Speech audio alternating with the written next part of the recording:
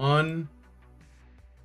Coming to you live from deep within a sunny and dusty and also lots of mosquitoes-y radioactive wasteland. We are the survivors of the alt-right Keck apocalypse. The few, the brave, the bitchy, once more wading into battle against the froggy boss bitchy hordes with Rantzerker, number 215, our boss babes, violent sexual assaulters, responding to Hannah Cox, is defense of boss babes.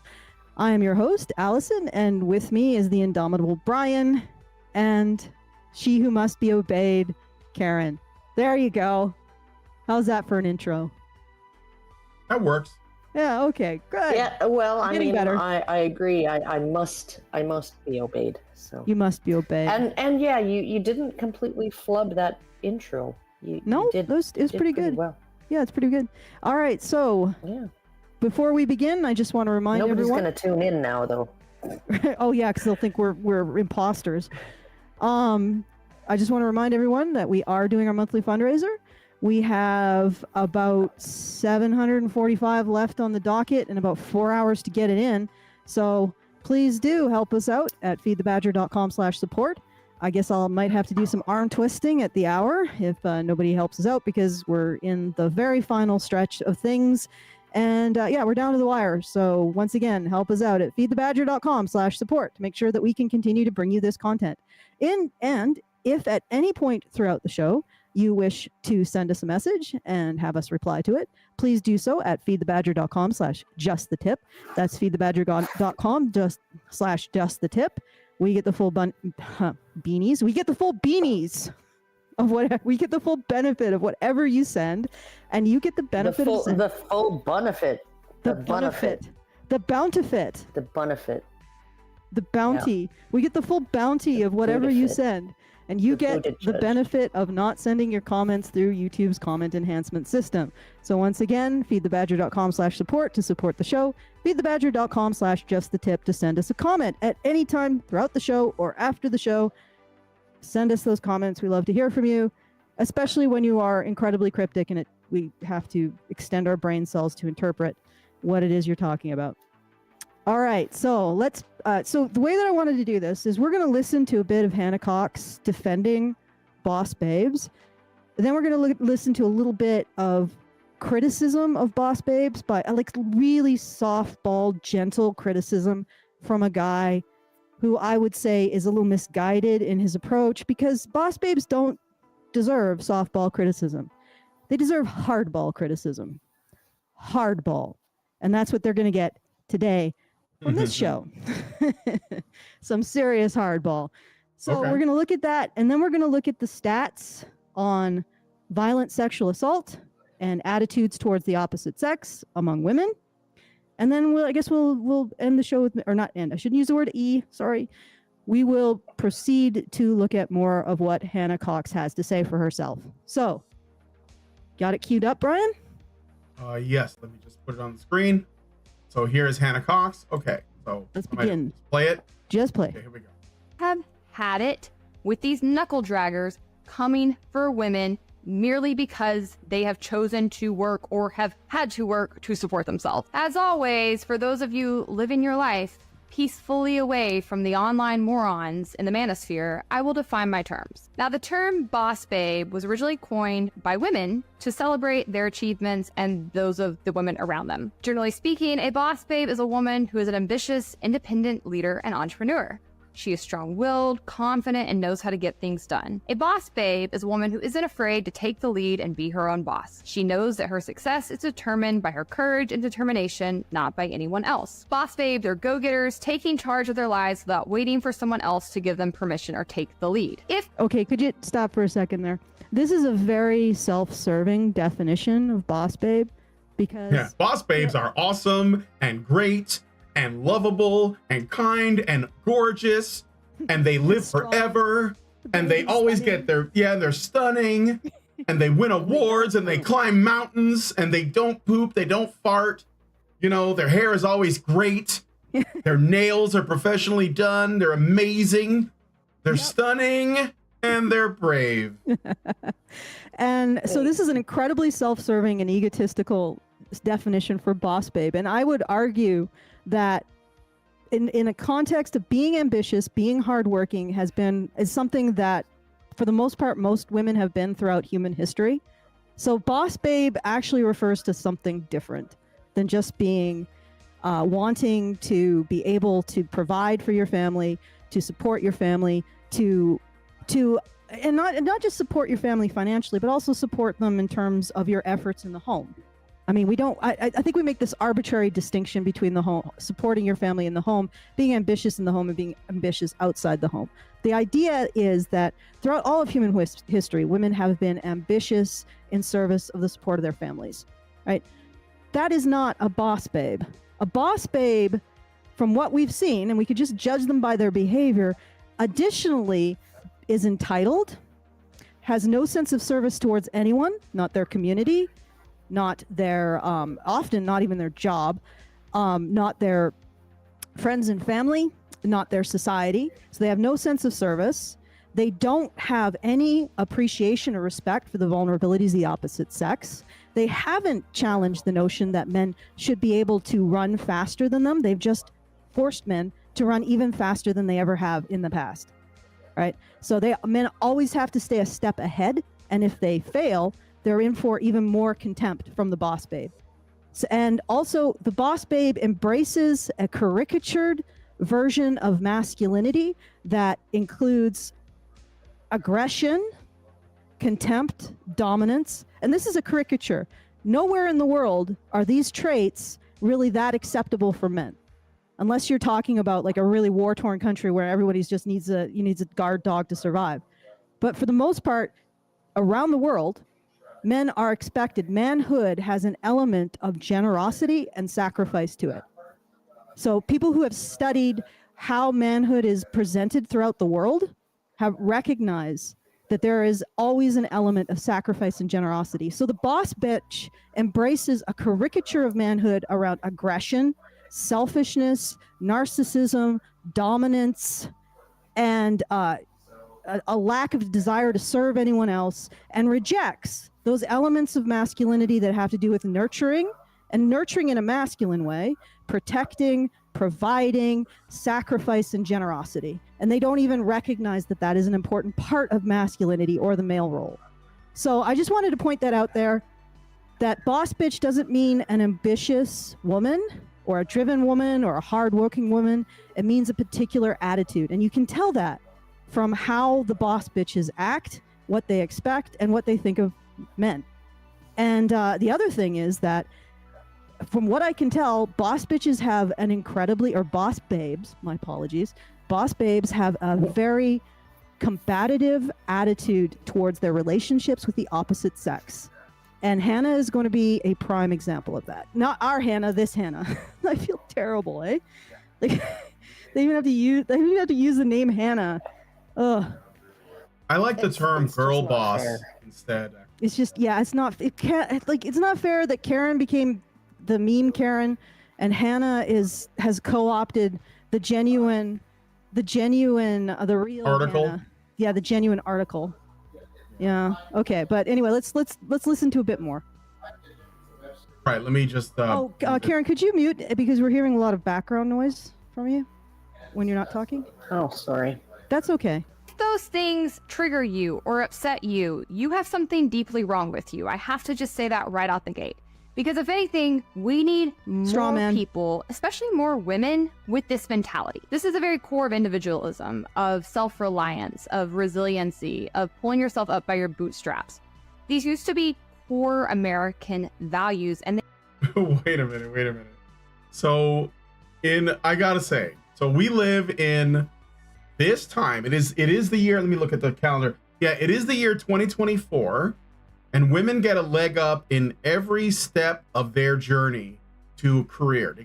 They get benefits of extra, like, grants and loan opportunities to go to school. They get DEI hiring practices, and she's calling that pulling yourself up by your bootstraps.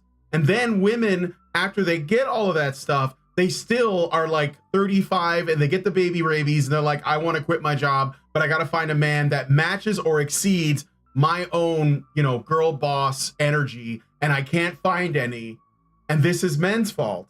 Okay. Yeah, That's all. no, and also I thought the whole picking yourself up by your bootstraps thing was a heartless aspect of capitalism, and Well, she says that she's a libertarian. She's a libertarian. So she gets to say these oh things. right, She gets Right, to yeah. girl boss okay. in judgment. Libertarian feminist, you know, those Yeah. totally exist. By the way, Libertarian Party is a joke. Absolute Oh, joke. They are an God. absolute joke. Okay. So this is why I said this when I first saw the first video by Hannah Cox. I said, if this is your libertarian representative, you guys are dead. Dead in the water. And sure enough, they bring out their candidate, and the guy's like wearing a fucking mask in 2024. Yeah, So yeah. wearing a mask and a rainbow T-shirt. Okay. And they need to be again. We need more people who see themselves as champions versus victims. We need more people who look at the world around them and decide that they can whip it into wait a shape and second. make Okay, it so into here, their this own is what I image. mean. This is exactly what I But mean. isn't she just basically saying that you're victimizing boss babes by talking about them in these Yes. ways? Yes. Like, Yes. Yes, queen. Yes. yes, But the- Karen. Yes. But Now I'd like to speak to the manager. well, if you ever get up to the pearly gates, maybe you could speak to the manager on behalf of people who recognize men's issues. But the other thing is that I noticed that when it comes time for women, they've boss babes who've adopted all of the caricaturized version of masculinity that they think is, well, that's all the selfish, what they consider the selfish attributes of masculinity, and using it to justify The probably feminist description. the feminist description. of masculinity. When it comes to actually caring, I mean, turning around and adopting those aspects of masculinity that are about caring, about the vulnerabilities of others, and protecting and providing for the vulnerabilities of others, and recognizing the boundaries of others and their emotional needs. She's like, yeah, no, that's no, I don't want to do that. I don't want to have to do that. I only want the selfish parts of what was formerly considered the male role. I just want the selfish parts. I don't want the selfless parts. You know, and the selfless part was the whole thing is she's buying into the idea, that the feminist idea that those selfish parts are the male role. Yes. And always have been. And it's like, no, that's not what men have ever been. That's not what men have ever been expected to be. And you can see it all through, like, it's an entire canon of literature dating back to like 4000 BCE, right? That basically says, okay, you know, when you're young and callow as a man, you may be ruled by these bad impulses, right? But then you go on a journey to actual mature masculinity, which is balanced and generous and loving and loyal and respectful and magnanimous and all of those things, just, right? And all of those things, and it's like, you know, you can just keep going back to the Epic of Gilgamesh, right? And the world's oldest text that we know of, the oldest story ever written down, and look at his journey, right? From being exactly what I think, Allison, that you're describing as these characteristics of boss babes, right? To something more than that, to a true God King, basically. And wise, kind, sacrificing, protective, providing, honorable, respectful of tradition, all of that kind of stuff. Respectful of women, respectful of men, respectful of the law, respectful of all of these things. And it's like, you know, And not just respectful, in service of too. Yeah, yeah, and you look at the entire canon of literature, and you see these themes over and over and over again of the young hothead youth who behaves like, you know, like you're describing boss babes behaving, right? And then he ends up going through a trial process where he has to become something more than that, something better than that, and then he does, and then he's, now you're a man, right? Yep. So, you know, like even the Rudyard Kipling poem "If," right? One of the best poems ever written, and on masculinity, and you know, I can't read that without getting a little bit, you know, misty, because it's so profound and it's so well worded, and he really did have such a way with rhyme, and just absolutely the perfect model of being a good human being, right? So which has always been expected of men. So what feminists have done is they've taken the shadow side of what we consider masculinity, not even the shadow side of masculinity of men in our own culture, but the shadow side of men who are enemy men, who are fighting for another culture against ours. They take their attributes and they say that is masculinity. And the boss babes emulate that and just give all the real masculinity a complete miss.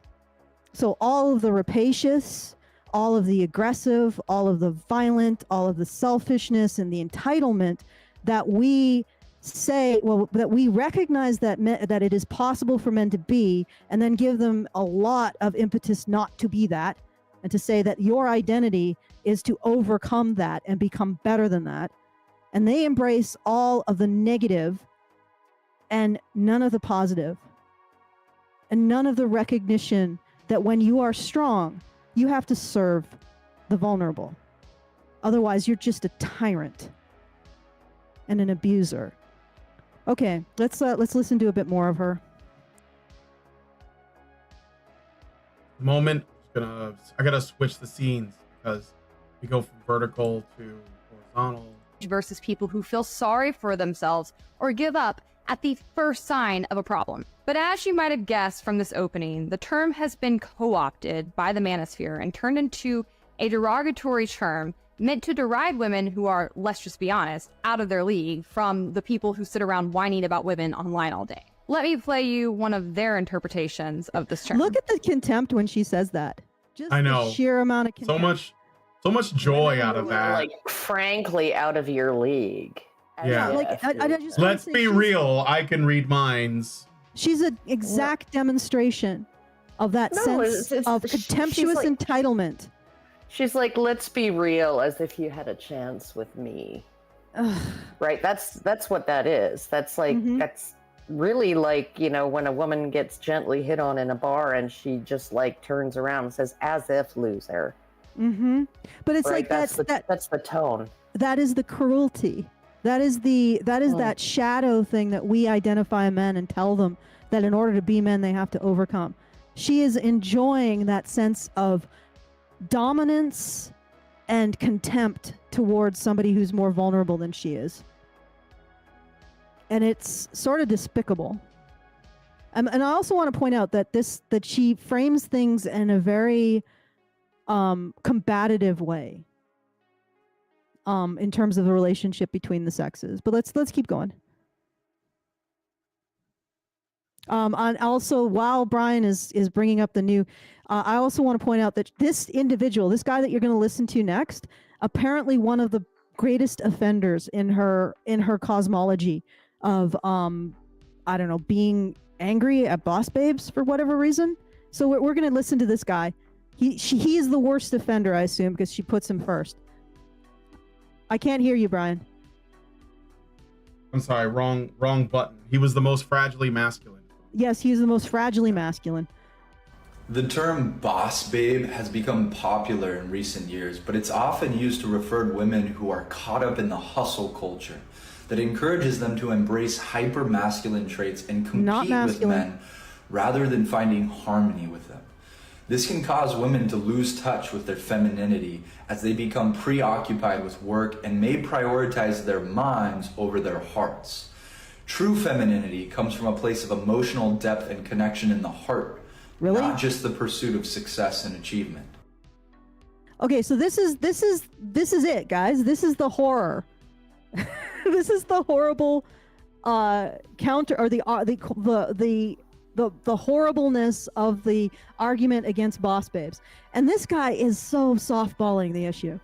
Like, he's really softballing it. First of all, I think what he's describing, or what he wants, is actually a masculine trait, which is the ability to recognize and be motivated by the emotional vulnerabilities of others. And honestly, I've seen that a lot more in men than I've seen it in women. Maybe towards infants, but outside of that, you don't see a lot of women who are motivated by the vulnerabilities of men, or even want to look at them, or even don't lash out in anger if they're presented to them. So I think what he's describing is actually the post-Enkidu Gilgamesh, the man who has gone through his journey and realized that true strength comes from service. So he wants to see that in so-called boss babes, but he incorrectly identifies it as feminine. I would say that is not necessarily a feminine thing. I think it's a masculine thing. It could be a feminine thing when you're talking about children or infants, but when you're talking adult relationships. Well, I think in adult relationships, women do have to be nurturing to their partners. Oh yeah, no, I agree. And do have to help them out and all of those things, but or they should.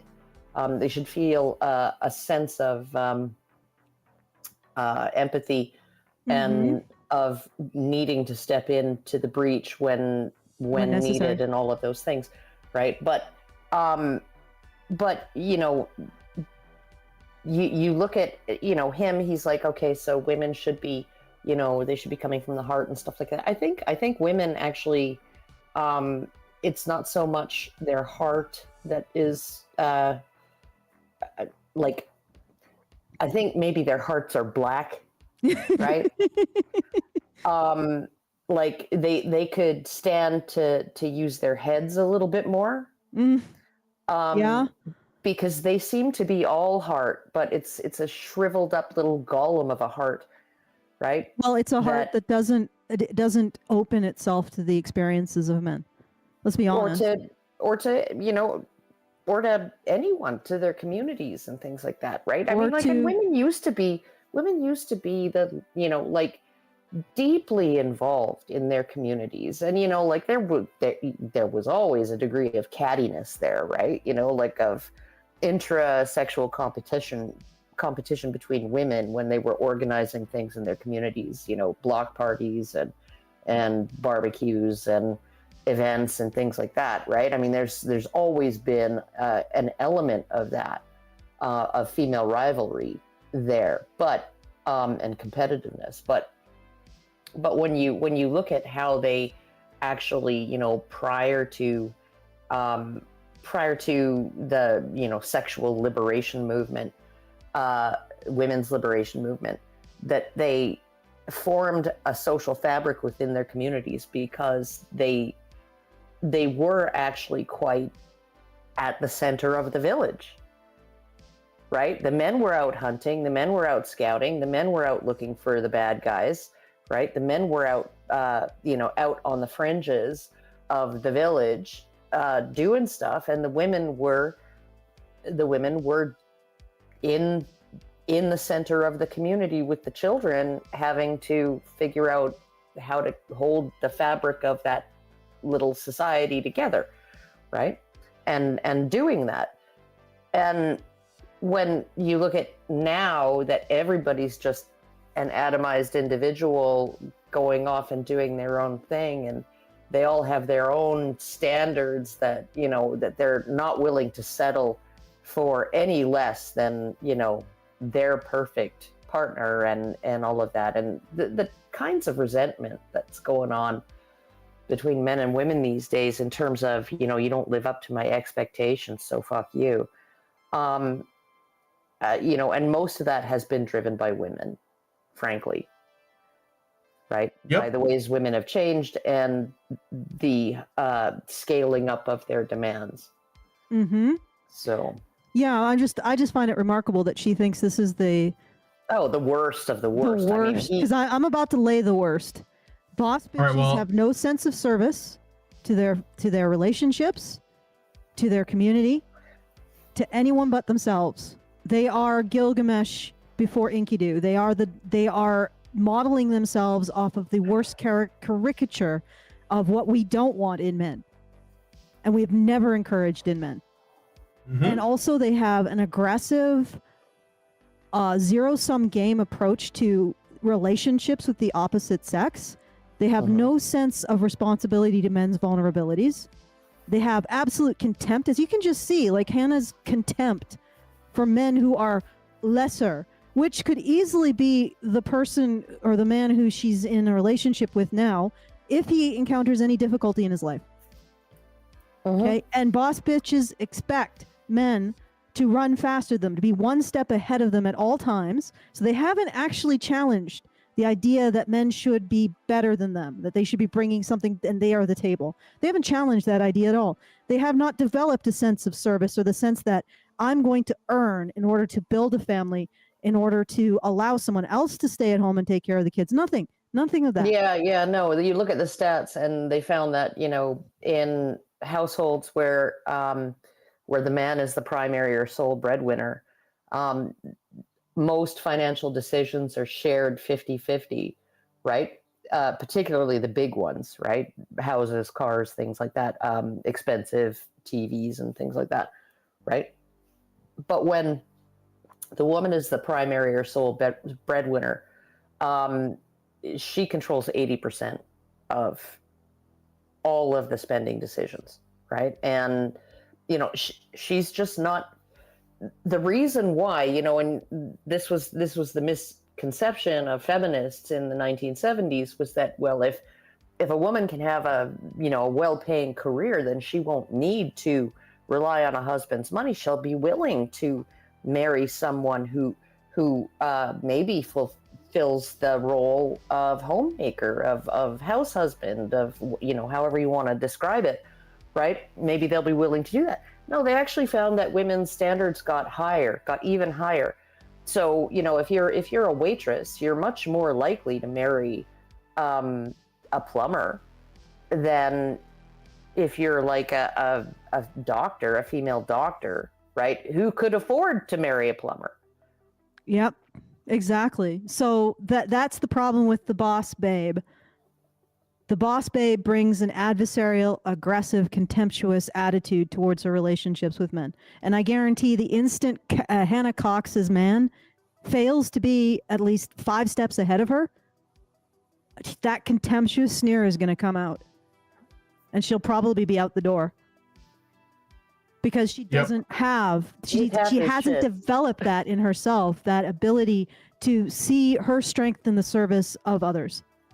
Of the vulnerabilities of others. She hasn't. I guarantee it. Like, it's not there. She's using libertarianism to justify not developing that, not going through the journey that we expected all men to go through before they gained this kind of power over others. Or before we regarded their exercise of that power to be legitimate. All right, okay, I know. You want to keep going there. Let's go. Yeah, let's you want? I like that he says women who are boss babes are caught in hustle culture, as if anybody has the option to not be, with the government destroying our economy like it currently is. It is good for women to be hardworking and ambitious. The opposite of that is being a gold digger, which all of these men without gold spend an inordinate amount of time worrying about. And I have to also point out... here's the thing, Hannah. These are different groups of men. There are... No, it's all the same. All men are the same, Allison. They're all the same. And alternatively, they're also the same men because... Or they have the same... The complaint about being a gold digger is still legitimate. Unless, when you have your gold... You don't expect him to also have gold. Or look at her nails. Mm. She's probably not washing a lot of dishes. Yeah. Yeah. Her boyfriend needs to get a new set of tits over the sink. Well, okay, let me just say, You know, that if you want to be crude about it, right? If you because use- she's not okay. The gold digger is the woman who wants to be served, only served, right? She's not washing dishes. She's not cooking meals. She's not doing anything. She's like, yeah, but she says she has a career, so she's not a gold digger. oh yeah, But here's the thing: if you're still expecting him to have a better career, yeah. what is that but not being a gold digger? Like what you're saying, Seeker. or a clout seeker. What you're saying is that you want a man who does better than you, right? Yeah. Even if you are doing all that your providership or your career is doing is increasing your standards for a man, you're still a gold digger. Yeah. Right? Okay. All right, more? Yeah, a little bit more. Out the obvious irony here, which is that most of the men in the manosphere spend a ton of time complaining about the family court system, about women using divorce as a means to take their wealth, about how unfair it is, women taking them for all. Well, I think manosphere guys talk about it. Okay, I think that a lot of the even the ones that everybody here hates do acknowledge and they describe the problem with marriage, divorce, family, child custody, child support, alimony, etc. They are aware and they do talk. Look at her expression when she's talking about issues faced by men. She's like, why do you care about that? Why are you like you've got a vulnerability, man? You what are you gonna ashamed. You shouldn't even bring it up. That just makes you look so ick. Okay. But you know what's funny about this like boss babe thing, this girl boss thing, is that what is the difference between a woman who is like I'll even say a hiring woman and a hiring man? The difference is that a hiring man, there is an expectation that his earnings have to go towards something that is good for society at large. They have to go towards a family. They have to go towards a woman. If a hiring man, or taxes, exactly. And if a hiring man covets what he makes, then we all shame him. We call him selfish and, you know, he's a greedy billionaire. He's one of these people that feminists complain about, my CEOs, my wage gap, etc.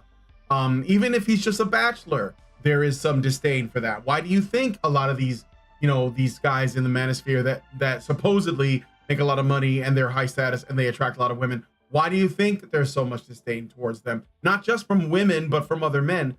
Is because I think that on men there is an expectation that whatever a man does is supposed to go towards something that is good for the whole of society. And this is an old belief that it's a holdover from way before, like this whole, I don't even want to call it women's suffrage or whatever, but way before the Industrial Revolution. I'll just put it that way. Women making money, they can do whatever they want with it. It's theirs 100%, right? They are not expected to share. They're not expected to give back. Go ahead. Pin money. What? They called it pin money. Yeah. Right? Like even when my mom was, you know, and her lady friends, right? You know, and they would do like some piecework at home or something like, I don't know, mending or tailoring clothes or knitting or whatever, doing some kind of cottage industry kind of thing. A lot of these women were doing it for pin money. They weren't doing it to support the family. They were doing it for money that they could tuck away as a little nest egg in case the husband died or the husband died or whatever, right? And that was their little insurance policies that they had this pin money. Even one of my first bosses was doing that. She was putting half her tips. She waited tables at the restaurant that she and her husband owned. She put away half her tips towards just herself, just in case. And, you know, and it's, even I'm guilty of that, right? You know, when I started waitressing again, back when my kids were 2 and 3, my older two, you know, I used half of my tips, saved half of them, and bought power tools that I wanted. Yeah. I mean, I did use those power tools to make useful things around the house and do useful stuff, but Right. well, that's like, Okay. That's the thing, though. What I was going to say, that like Hannah Cox seems to be under the impression that when men make money, the money they make is only spent on them, for them, and nothing else. yeah, Just like women, but men spend their money most of the time to attract women. So even when men don't have, well, even when men don't have women, they spend their money to attract women. Like their goal, it's like the Dave Chappelle had this bit that he did. He said, women want nice things, men want a woman. So men will spend their money on nice things because it attracts women. That's where the gotcha bitch things come from. Because they get like a really nice car. Karen seems to have dropped out. They get a nice car. She's probably doing something. Oh, she just turned off her camera. Yep. They get a nice car because a woman will see a nice car and say, that guy, he can provide me with safety, security, and comfort. And that is what he's used. So when women individually as girl bosses make money, it's not for men. It's not for families. It's for themselves. So Hannah Cox, she probably just, and I'm being really charitable, I'm being too charitable, but I think that women like this just don't understand that men don't see property the same way women do. Yeah. You know? Well, I guarantee in her relationship, her man is earning money for her, and she is also earning exactly. And she doesn't understand that concept. That she Yeah, is well- indeed a gold digger, despite the fact she is digging her own gold. She's only digging her own gold in order to pile up a bigger pile of gold and say, you need to top this. yeah, yeah. No, and I just wanted to do a quote. I turned off my camera there a minute ago because my husband refuses to put on pants. Oh, was he like? And he wants to good. get to the apples, and they're Appreciate back it. there on the dining room table. We appreciate you. We appreciate your kindness. Yeah, though. thanks for that. But I like to believe that Mr. Snuffleupagus is in fact an imaginary friend. I never Yes. get to see Okay, it is okay. Here, He's always poking his trunk out of those shorts. Let me tell you. it is a truth universally acknowledged that a single man in possession of a good fortune must be in want of a wife. Yes, And then that's the it goes on to describe how that the people in the community considered him to be the shirking property. his duty if he didn't take one. Yeah, he considered him to be the property of their daughters. Yeah. So I mean, throughout all of human history, men were expected to provide for women, and They still are.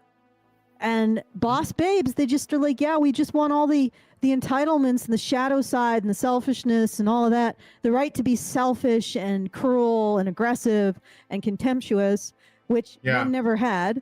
And are women actually a net positive for the economy, even the economy in the shape that it's in right now? Because that's what she's assuming, is that women working is good because economy. It's like, I don't know. Are they? I'm curious. But It's hard to parse all the aspects of the economy and whether there's a net positive or net negative there. But I do think women working does not do anything good for the tax base. And like just the fact that they don't pay net taxes ever in their lives, right? And they no cumulative input or into the tax system. So which is why we run deficits every fucking year after year. Language. But you know, even look at things like, okay, so I'm sure that a lot of women care about the environment, and they care about, you know, emissions, and they care about pollution, and they care about, you know, the burden of or the habitat destruction and all of these the turtles, right? The turtles, the poor turtles, and all of these things, right? the accumulation of garbage in landfills, and all of those things, right? And I care about those things too, right? And but the problem is that the way we live now, right? And I'm not talking about, bigger houses and stuff like that. What I'm talking about is people living as individuals in their own home, whether that's an apartment or a house or whatever, right? Not paired up. Just if we went back to marriage rates and cohabitation rates the way they were in the 70s, do you have any idea how many billion gallons of water would not be used, would not be needed, right? How many billion gallons of water a year would not be needed, right? If we had, how many appliances, right? Well, if you have two people with maybe children living in one house, you need one fridge, you need one stove, you need one washer, you need one dryer, right? And not all of your costs are going to be, and your impact on the environment is going to be able to be doubled up like that. But, when you look at how people used to live in terms of family structure back in the 1970s and the 1960s, right? And then you look at the way we live now, we've got divorced people, 2 households, 2 fridges, 2 stoves, 2 or more bathrooms, right? In terms of that. And then the dad has to have bedrooms that can accommodate the children, so both households have to be a certain size. And then you got 2 furnaces and 2 water heaters and all of the rest, right? And you look at that and it's like, this is not good for the environment. Mm-mm. And to basically live like that all the way up into your mid-30s before you even think of pairing up with someone. Mm-hmm. Right? Yeah, it's not good for the environment. It's a very selfish lifestyle. And it's not good for your pocketbook either. It's not... Tell me, riddle me this, because, I don't know, it was Destiny talking with Jordan Peterson, right? They were having a debate on, I think it was Lex Friedman's channel, right? And Destiny says, well, people aren't getting married because they don't feel like they're economically stable enough to. And I'm like, that's why you get married, is to become economically stable. Yeah. Right? Maybe you don't have kids right away. People don't want to live within their means, though. That's the problem. Yeah. That's just a terrible excuse. People in the third world, people with nothing have big families. That's bullshit. Okay, Destiny is bullshit. I mean, he's a midwit that goes to IamRight.com to figure out whether or not he's right about something. But what's the best way? Okay, what's the best way to save money as 2 individual people living in your 2 separate apartments, right? Paying 2 sets of utility bills. To get a combined household. It's to get married and combine your households. But I want to nip this. I want to bring this back on topic, and I also want to remind everyone, please go to feedthebadger.com/support.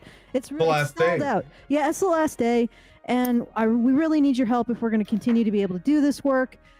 Please, even if you just I don't even want to say just, but $5, $10, every bit helps, and just take the time to put feedthebadger.com/support in your URL, because I know a lot of it is you just don't want to tear yourself away from our brilliant insights and dulcet tones, and you just don't want to, you just want to stay here and listen. But please take the time to go to feedthebadger.com/support and consider supporting the show, because it really helps. And I'm getting a little nervous, friends. All right, I got a super get a glimpse of my husband in his underpants. Oh my god, I got a super chow I should read before it disappears. Great Indoors gives us $10. Thank you, Great Indoors. It says, when Hannah Cox talks about girl boss type women pulling themselves up by their bootstraps, the imagery I'm getting is 1, that woman showing off her typical day at a high-tech firm, basically eating, drinking, and relaxing. Yeah, I know, right? 2, webcam girls stating that they're entrepreneurs while sitting in bed on bed in stockings. And 3, women crying that they actually have to do 40-hour work weeks. Gas. Oh, yeah. Yeah. Okay, let's watch a little bit more of this. All right, let me move it back to the. Worth, women using divorce as a means to get rich, all of which I've debunked in previous episodes. By the way, it's completely made up. But the irony here is if these men who are so afraid of this imagined future actually prioritize women who were hardworking and ambitious and Notice had how drive, she they wouldn't have so Borgifies, much to worry. What? Borgifies men. Yeah, she's basically at war with men as a group. Yeah. Let's keep going. She wants to be this is what these people always do. This is what libertarianism, such a joke, but libertarian feminism, this is what feminists their whole thing is, I want to control the entire conversation. Don't go to the people who I'm talking about. Just listen to me. I'll tell you what they actually mean. I'll tell you what they're really saying. I'll tell you what the data is. I have the truth. I control the narrative. And this is why you should absolutely not trust them. But okay. Worry about, because those women would have no need or desire to marry you simply to live off of you. And if you were to get divorced, yeah, but wait a they wouldn't be second, able to Hannah. take- If you have no need or desire to live off of a man, why does he have to make more than you? Yeah. Like, that's the problem. Yeah. It's this. As I made a tweet and I said, if women didn't if women were okay, so men wouldn't have a problem with women's financial independence if women didn't want men who made more than them. See, that's the problem. Yeah, because Okay? they're pricing men out of the dating You're and marriage pricing men market. out of the market, and not only that, what's interesting is she later shows a graph. Can you just, while I'm talking, can you just scan to find that graph, Brian? Yeah. What's it look like? It's not too far from here, so you're probably past it. Yeah, go back a bit. Is that it right there? No, This keep one going. before that? It's a graph with two lines Forward? converging. No, forward. So graph with two lines converging. But what it shows is that women's advancement has come at the expense of men. Yes. So in other words, This these one? women's yes, and a little bit more. You can play.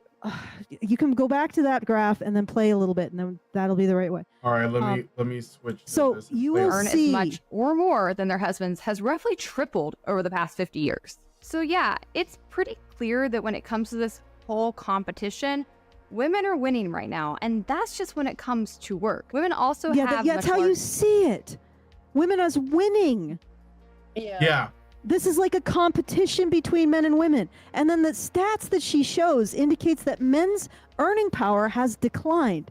So it isn't even that women's has increased so much, and it really hasn't. It's that men's earning power has declined significantly. Yeah. And so, like, if you bring that up to her, then her response will be, men need to step up and compete, Yes. right? Something to that effect. Yes. But like, outcompete women. here's the Right lines. here. Here's There what we you were go. talking about. There Yeah, you that's go. the Yeah, one. you were see- talking about. Okay. You see how men's earning power has the percentage of the labor force. So women's increase in the labor force has come at the expense of men's decrease in the labor force. And of course, she describes this as women just being more awesome than men.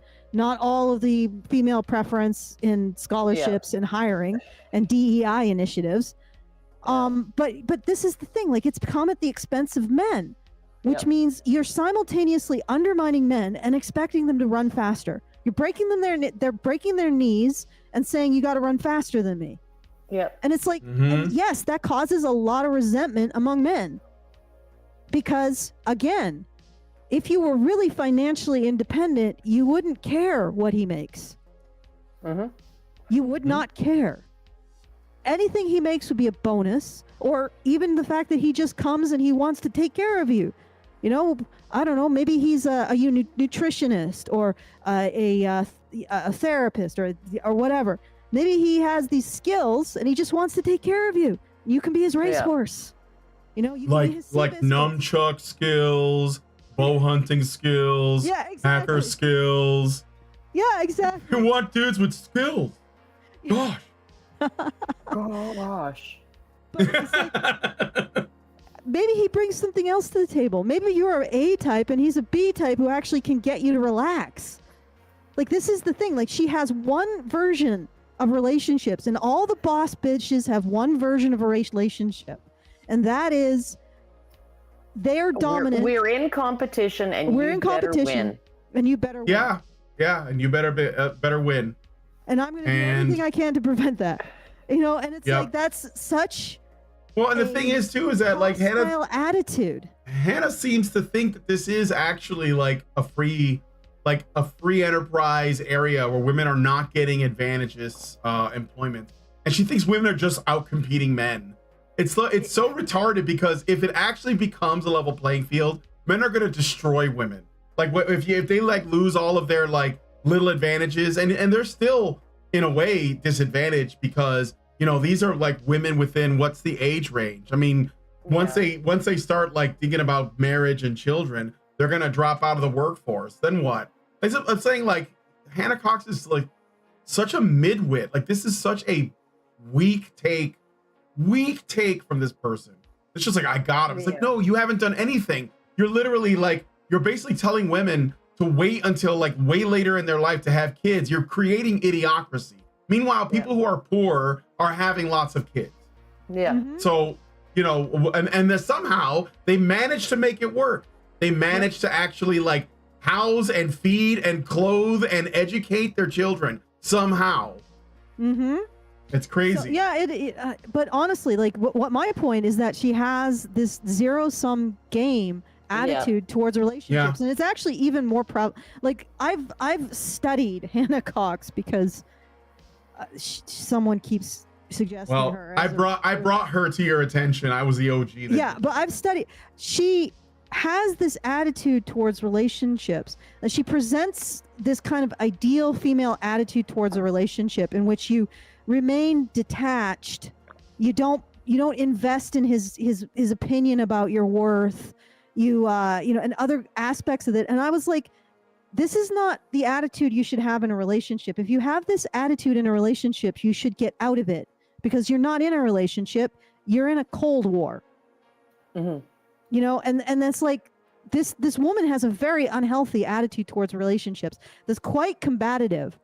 And I don't know how her relationship is going to go from this point forward, but she says that I don't know, he's just as ambitious as she is, which is fine. I mean, two ambitious people. I mean, like Trump apparently really likes ambitious women, so be it, right? But I get the sense that it's more than that. It's more than just two ambitious people in a relationship. You know, like a dink couple. It's that she genuinely believes that relationships are zero-sum game, and that her partner has to win, or he's a loser, and she doesn't want to be with him. And who the hell wants to be in a relationship where you're in a constant freaking battle? Yeah. And that is okay. All right, could you move in a little bit, Allison? You're kind of starting to disappear off to the side. That's a bit better. Okay. We got a super chat from Review Tech USA. Is that the guy who I think it is? Give it about up. And he gives us $1.99 and says, I have gas. Well, thank you, Review Tech USA. I hope you can do something about that. I understand that magnesium might help. Yeah. So unless you mean gas for your car, in which case that's also another thing I have to say that I feel your pain for, because it's like probably $4 to $6 a gallon at this point. Although not here in Virginia, it's like $3.50. So. All right. Anyway, let us play some more of the video. You want to play more of this, or do you want to move on to the next thing? I don't know if there's more thank yous. Oh, let's do this. All right. So I have a thank you to give to Morton for $5. Thank you, Morton.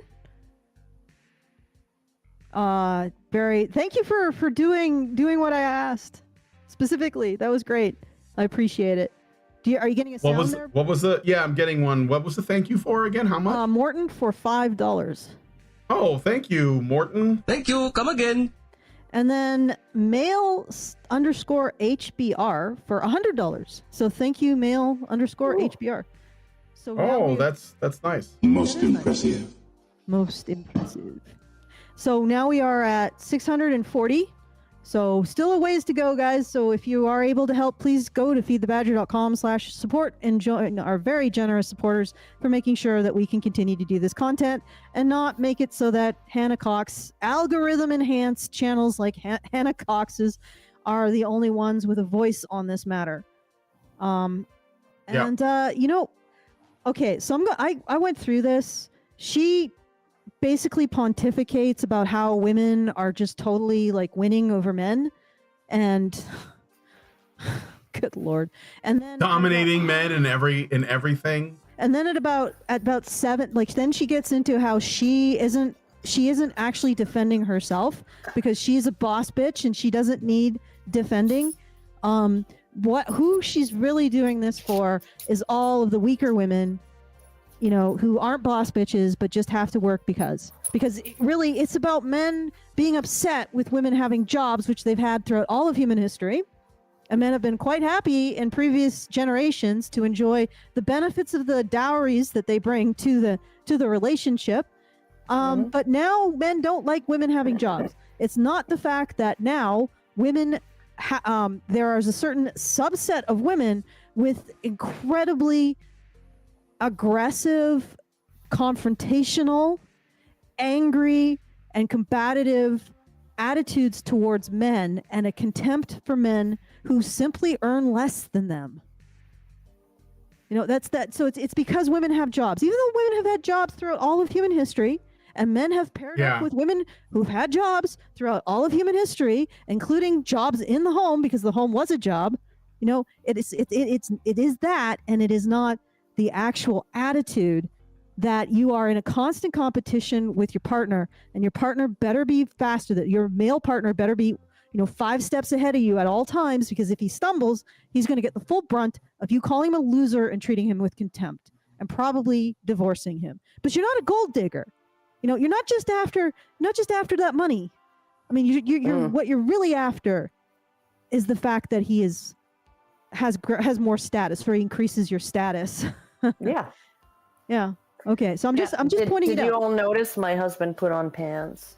Aww. No, I wasn't looking. That's true love. The hunger finally got to him.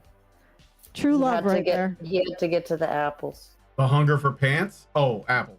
Apples, yeah. Yeah, there's a hunger for apples, but it was true love that he realized that he needed to accommodate what you were doing as well. That's right. It was amazing. I was like, I'm so proud of you, honey. This is what happens when he got, like, during COVID, and he got used to working from home, and it's just like occasionally he puts on pants and a shirt for, meetings if he has to maybe go on camera. So, but yeah, no, he works 2-3 days a week from home. So, yeah. Okay, so what are we doing now? Okay, are we doing the studies yet, so or more? Yeah, let's go into the studies in a bit. We could go to 17 since we're here anyway. Go to about Hannah Cox, 17 minutes in, because that's when she stops talking about how she's how awesome she is, and she starts talking about I'm doing this for the little girls, the little folk. She called this, like, she literally called the show based politics. So obviously she is based because she put it in the name. Exactly. Yes. Like the Democratic Republic of the Congo. All right, let's play this. Very much a republic. Very much. People's Democratic Republic. Yeah, the People's, I'm sorry, the People's Democratic Liberation Front. Yeah. Okay, but let's play it. And they use as a way to tear them down and feel better in their basement. So I'm here to defend those women. All right. So what she's saying is the men who are tearing down boss babes their collateral damage is not the boss babes who don't need defending because they're too awesome. It's the little woman who has to have a job. And men are not tearing down the attitude that men have to do even better than the women in their lives. Like, they have to be a step ahead, and that women have never actually challenged the notion that men need to earn more.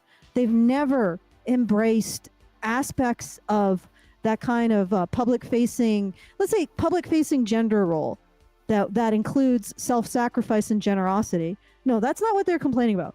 They're just angry that women have jobs, even though women have had jobs throughout all of human history, which she even points out, and men never had a problem with it before. But suddenly they do. I wonder why. What could have happened in the last few generations to cause such a rift between men and women? What could it be? Boggles the mind. It boggles the mind. All right, more? Yeah, sure. bullying and harassment I am seeing from these loser men. As I mentioned, I commented on the opening video and the conversation that was swirling around it over the weekend on Twitter, and my post now has about 1.3 million impressions. In it, I said I'm so tired of seeing people dunk on women like this. One, many women would gladly get married. So she's just boasting. She's just showing her tweets. But okay, I got another super chat. I'm gonna read it really quick, and we had to stop for the banana anyway. So John Taylor gives us $10. Says you can't see my name, so I did. And says, show our boss bay's violent sexual assaulters, Hannah Cox. Great show, guys. Good to see Karen again. I'm loving this new format of shows. Keep badgering on. Well, thank you, John Taylor. Really appreciate that. No problem. All right. So anyway, back to the video. At any age, few men are pursuing that in their 20s, so start talking to them. 2, when women don't find someone early on, we tell them it's about them. They just need to work on themselves, be okay on their own. Actually, first point. Actually, men are wanting to get in relationships in their 20s. They just stop by the time they're in the 30s. That's generally, and men are also completely turning away from women. So, but here's the thing: she considers it loser men. Any man making less than Hannah Cox is a loser. Fuck you. Fuck you. Because that includes men that I love. And their value is not their freaking it's not their bank account, their paycheck. Their value is well above their paycheck or what they bring in.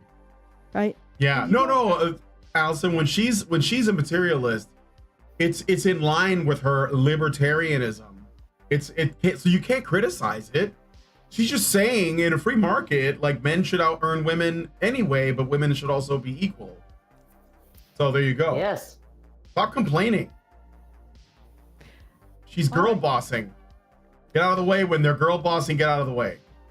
I just can't believe somebody fiancéed up this individual. I can't either. Maybe he's like a boyfriend that lives in Canada or something. New Zealand. Maybe he's a bear in Canada.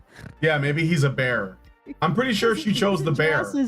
I think she made a video about it or posted on Twitter. His address is 123 Fir Forest Lane. Yeah, right. She lives in the what is it? The 100-acre wood. He lives in the 100-acre wood. Yeah, he knows Christopher Robin. All right, let's play more of it. Well, it is a very blustery day today. Yeah. And many of them do. They use that time and become successful in work, financially, well-rounded with hobbies and social circles. And then people say they can't find a man because they're a boss babe or asking for too much. What they should be asking is why men aren't leveling up during their single time. Okay, wait. Because why should men have to do that? Yeah, why should men have to do that? You're financially independent. When you're finally drizzle, you should be willing to have a soft guy. You know, a soft guy era. Like, they shouldn't have to do that. Drizzle. Why would they? Yeah. It's time for you to take them out. There you go. Like, but those men are losers, but she's not a gold digger, Brian. No. Men are primarily determined. The worth of men are primarily determined by their income, but she's not a gold digger. Well, but you also have to look at, like, okay, so what's the situation for men in their 20s these days, right? You do have a situation where there's you have your ways of leveling up, right, that are often prohibitively expensive or extremely convoluted, right? Like my son, my youngest, who wants to get into the trades, and just the process of apprenticeship, the way they do it here, is extremely complicated. Like there's no manual that you can find, right? Do you have to get a job before you apply to the tech school, or do you have to like get taken on as an apprentice and then apply for school? Do you have to apply for school and then they'll place you as an apprentice, right? Like, how do you even do this?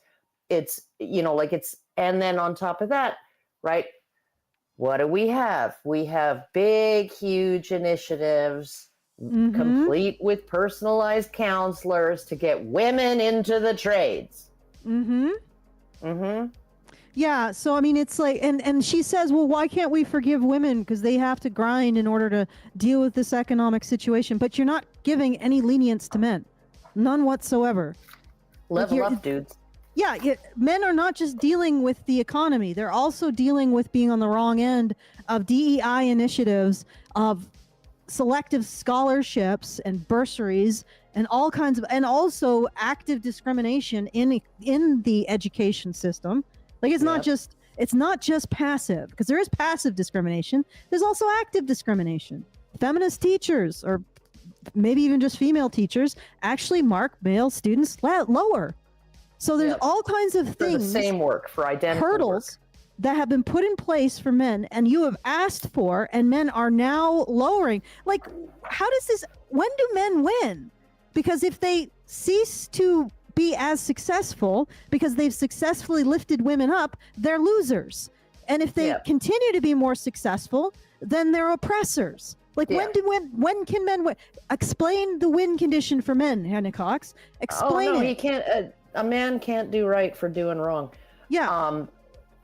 I put it in one of my earlier videos, right? The earliest videos was, if he can't win, beat her with win the competition with one hand tied behind his back, he's a loser. But if he does win, right, even though he has one hand tied behind his back, he's an asshole. Well, he's got unfair advantages. Yeah, like having a hand tied behind his back. Yeah, but that becomes an unfair advantage somehow. I know. Well, when you think about it, over time that can become an unfair advantage. Unfair in the sense that it's unfair to him, but an advantage in the sense that he learns to overcome it. Right? Because men do have to figure out a way to make it, even though they're being held back. Right? So. Yeah. Sorry, I'm moving around because I got a headache and sore feet. I'm standing up. Sorry, I think you're still in a good position. Okay, good. Yeah, just tell me if I end up drifting off the off center again. But yet, it should look. I mean, look at the chart where we show that men are actually declining in their participation, and she's crowing about it. Oh, you guys are losers. This is what you want. Like literally, you said government make it so women can be more successful, more equal, and then they did. And then you're like, oh, look at how the men are losers. Like, lady, do you have your attitude towards men is so appalling. If you were a woman who was just like, I just want a man who earns more so I can stay at home and we can raise the kids. And a lot of guys wouldn't have a problem with that. Or even, I want a man who earns more because, I don't feel like I'm going to be super successful in my career or whatever. That's fine. But it's all the additional baggage you have. The zero-sum game, the competitiveness, the contempt, the idea that if all of society endeavors to lift women up so they're succeeding more, that somehow means that men are losers. Like, you are an asshole. Like, you are language mitigated asshole, Hannah Cox. Most women don't have crazy high standards, lol. Really? I can pretty much guarantee she's reading you. Further. No, but she is. Most women don't have crazy high standards, lol. And I'm looking around my house, and I'm thinking there are very few women out there who would choose an 897 square foot house with a basement that's barely livable, right? Like they just wouldn't. They wouldn't go for that. This is the house I'll die in, right? So, or at least that's what I've told my husband, because I am not moving again. He can move. He wants to move to Whitehorse or some shit, right? And I'm like, no. I get enough snow here, thanks. Okay. And I have a thank you. I have a thank you. Okay. And wait. Yes, what? Okay. I have a thank you, and also I would like to do another call out because we are at 630 from the goal. 630, guys. Let's do it. It's not too much time left. RKH gives us $10. Thank you, RKH. Big thank you. Good news, everyone. I really appreciate it. And again, at this point, every bit counts. Every bit is the bit that gets us over the top because we're so close. So please, feedthebadger.com/support and help out. We have 640 left to go and not much time left to do it in. Very little time. So now is the time. Now, please. Okay, let's go. Don't actually- have crazy high standards. No, let's continue. Let's let her I'm finish actually this. astounded at the things many women put up with. The bar is pretty low, and men still aren't reaching it much of You the don't time. listen to what men Furthermore, put up with. why would someone who has used their time to improve themselves and get ahead in life want to settle for someone who is beneath them and who hasn't done the same? Then don't It complain about doesn't being add up. alone. She's gonna quote Ayn Rand now. Ironic. As Ayn Rand wrote, long-lasting love requires admiration for one another, and you simply can't admire someone who is beneath you, especially as a woman. Well, yeah, no, that's hypergamy, but at least acknowledge that, you know, you can't sustain that. You can't say, I need a man I can admire. Now, I'm gonna orchestrate a society that pushes men back, and you know, and gives women a ride on the express to success, right? And then say, oh well, men just aren't admirable these days. And also this leveling up thing, you know, like what a retarded thing, right? You know, like when my parents first met, my dad had nothing.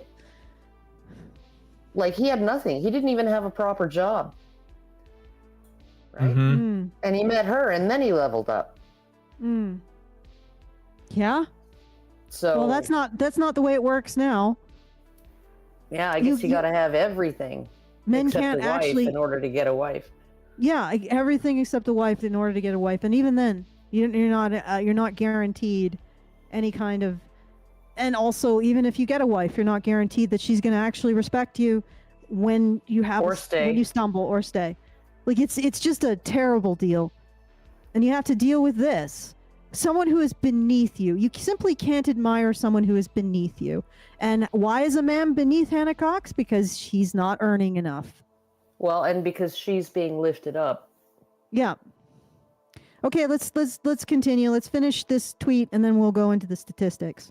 Third, overall, I'm over this conversation centering on these women and trying to bully them into taking scraps instead of focusing Nobody's on what trying needs to bully happen them. so that men keep.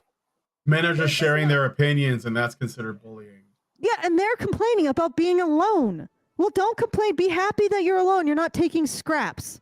Like, and what the fuck? Who are you, Hannah, to say men are scraps? Language. No, but is that really language, though? I didn't even swear. You were just... You did? You didn't hear that? You are fined 1 credit for a violation of the verbal morality statute. Okay. Who is this person to have this kind of dehumanizing, disparaging language towards men? Like, again, obviously her conception of a boss babe is all of the negatives, all of the entitlement, all of the selfishness, of the caricature that we put forward of what we don't want men to be. We don't want men, and no society wants men to be. And she's completely disavowing the generosity and self-sacrifice. And not only that, she treats with utter contempt. She's talking about Andrea Tate. Yeah. Get it, Allison? You know, female Andrew Tate. Female Andrew Tate. Yeah. Andrea Tate, yeah. But she's just, and she treats with utter contempt the men that she considers to be beneath her, which will most likely be her own partner at some point, because she will always want him to be. Hedonic adaptation will suggest no matter how much he is above her, she will likely want more at some point. Yeah. Because I don't trust this individual is capable of controlling that sense of hedonic adaptation. Okay, let's finish. Okay. Yeah. Up and become desirable and emotionally available partners in a playing field where genders are equal. We're not going back to the past. You're The majority not of women equal. are not going to fall for these tactics or willingly go back to unequal partnerships. So Okay, it's we're- time to start talking about the future and how to create a society where men and women like and get value from one another when all things are equal. Okay, wait a second. You don't value men as companions. Well, If a no, man just and walks also to the table with nothing but himself, you think that's scraps. she also said, Sorry, go ahead, what was Karen. written there was benefit, not get value from one another, but benefit from one another. And I'm not sure why she changed the wording. Yeah, when so she a was reading zero-sum it. game. Women's liberation and its consequences. Yeah. It's not even liberation. Women have always worked. Yeah, it's literally liberation. No. It's not liberation in the way that we think of it. It's liberation from like this kind of existential sense of judgment. It's not like actual liberty.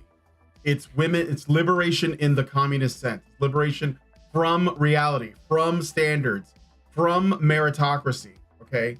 So men have always worked, but their worth was measured by what they produced.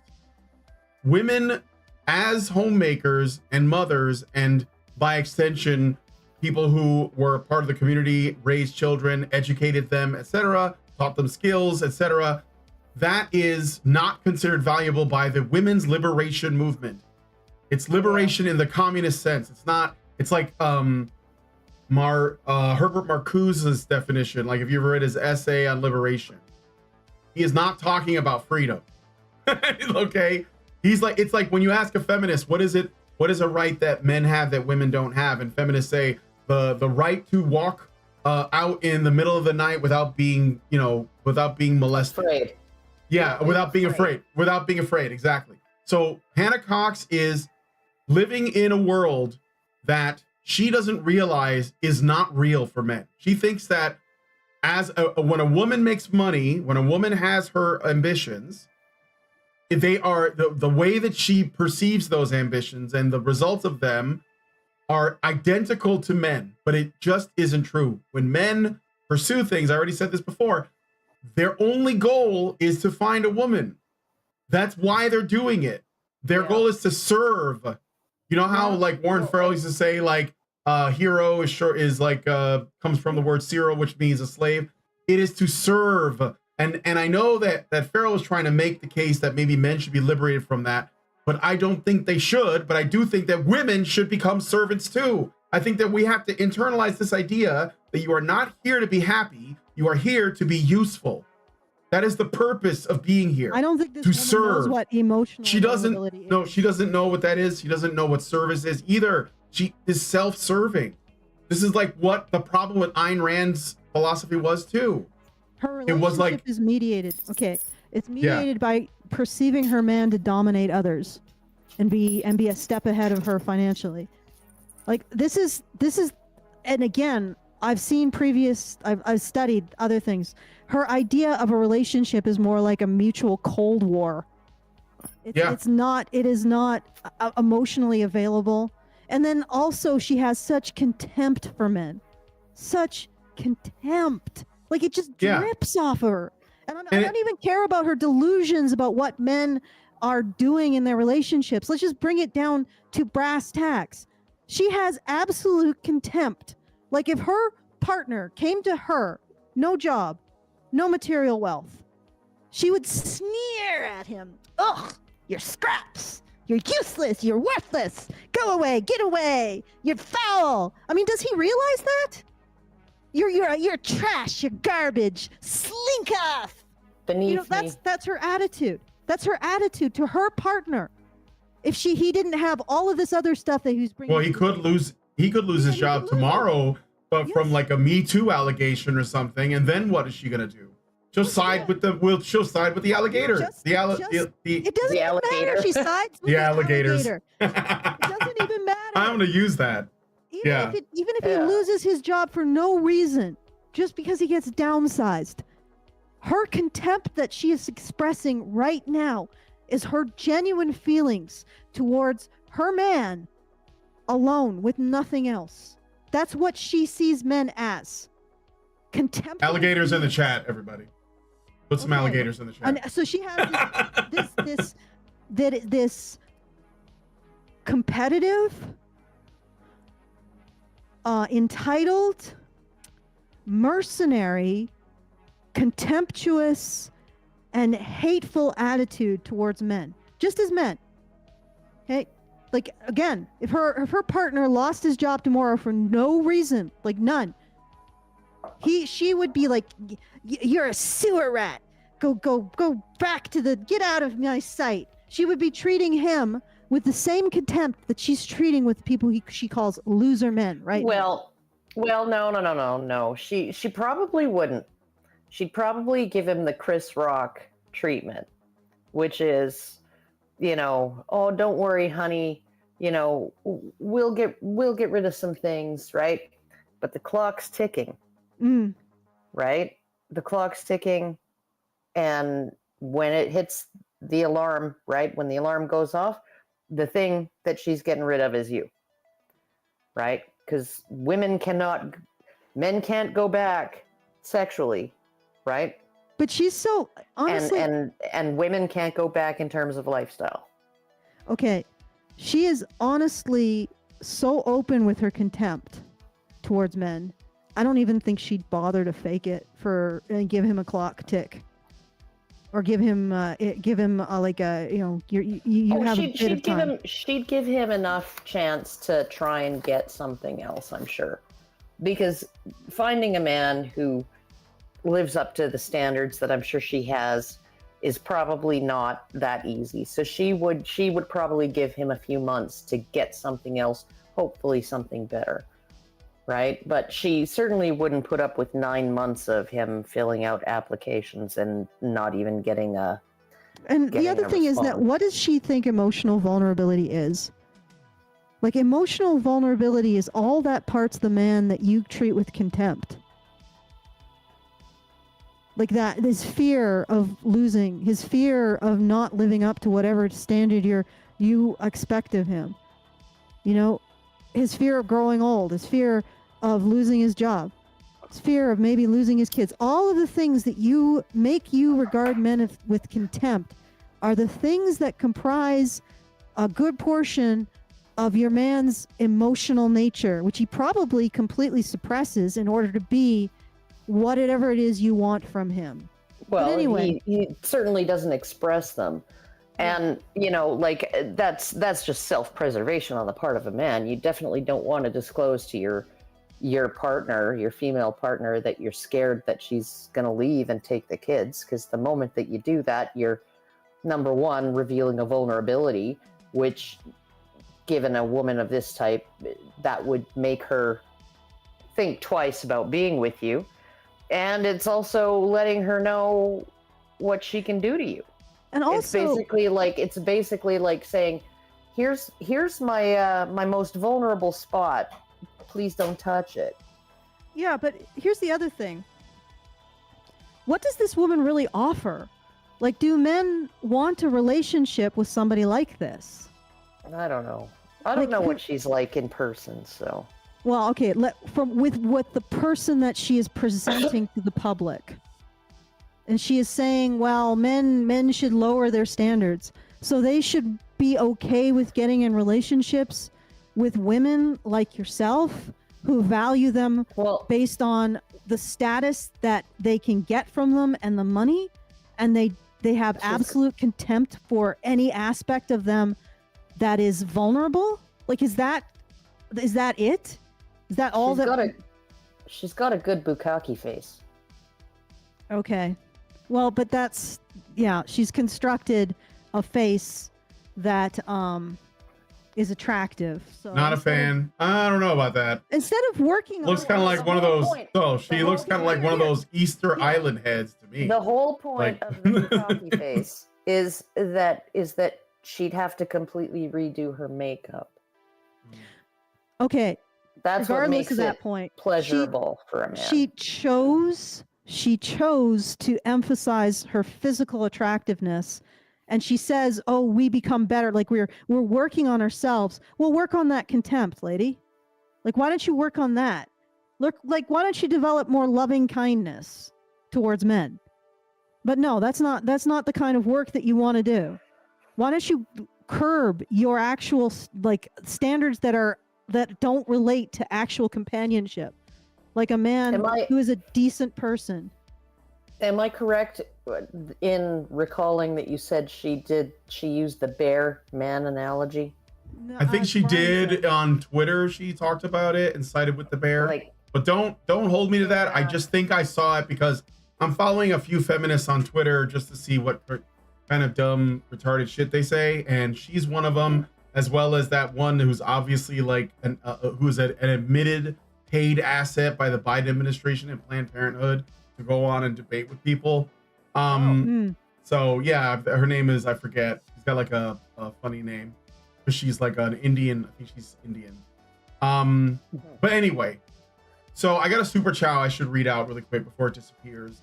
From John Taylor, who gives us $30. I don't know if that was to support the fundraiser. No. And says, here's another boost to the Badger Fund. Hannah Cox is just the worst, every bit as bad as any progressive leftist, as full SJW feminist. How she thinks she is libertarian escapes me. Swearing about her is totally justified. Well, all I'll say is that the Libertarian Party got infiltrated by communists, and they're fucked. So yeah, we said that.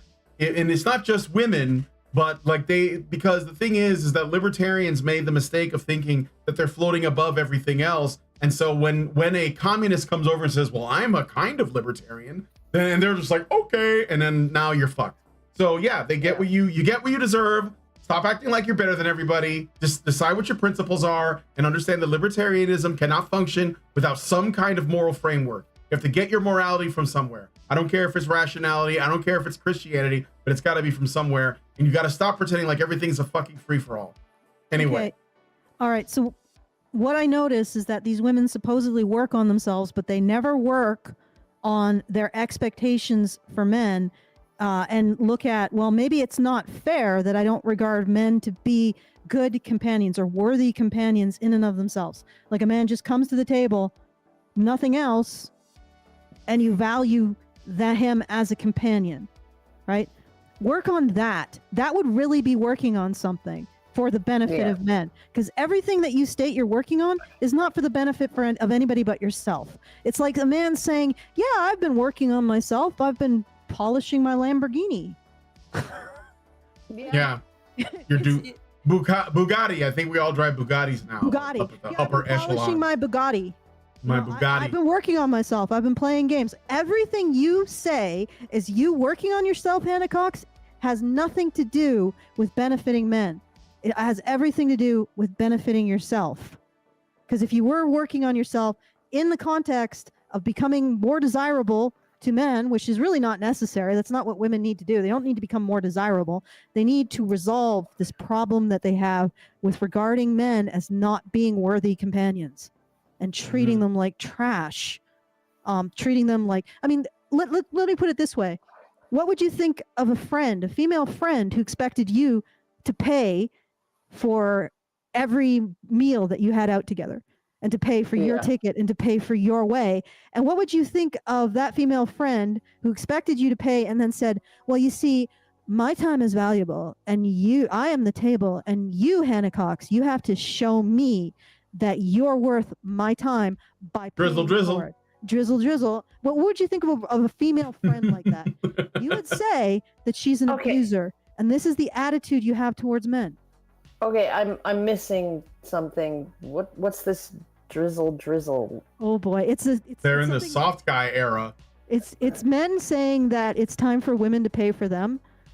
It's basically a reaction to this viral trend of women saying, essentially laying out ridiculous expectations of men, especially in the context of their body. And then they're calling it sprinkle. Men need to do this, that, and the other. And men have responded by lolcowing these women and saying, like, and basically acting just like women and saying, I'm in my soft guy era.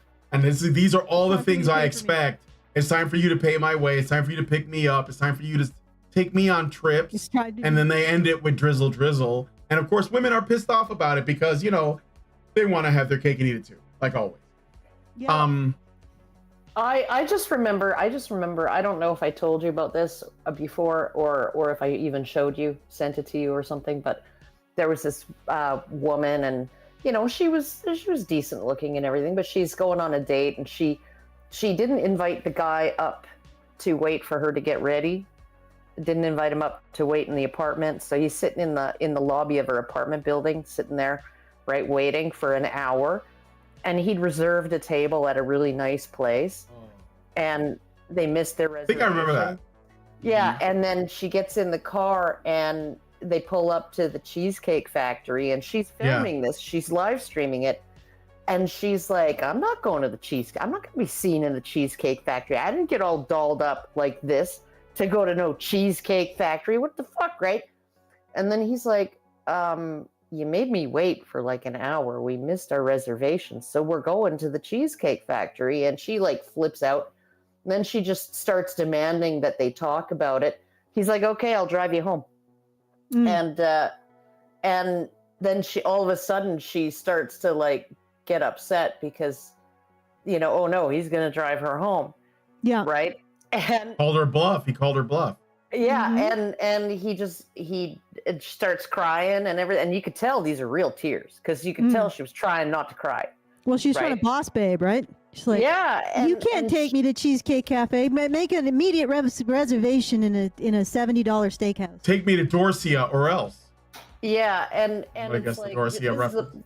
This is a place. This restaurant that he was going to take her to is a place where you reserve like weeks in advance, right?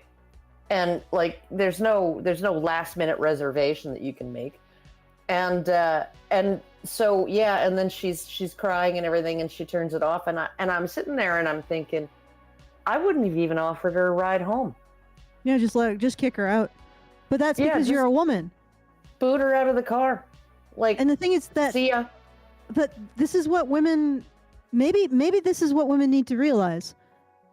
Now that they're making more money, and the society is constructed in such a way that it incentivizes that, they have to bring something different to the table. And what that is an appreciation for male companionship in and of itself.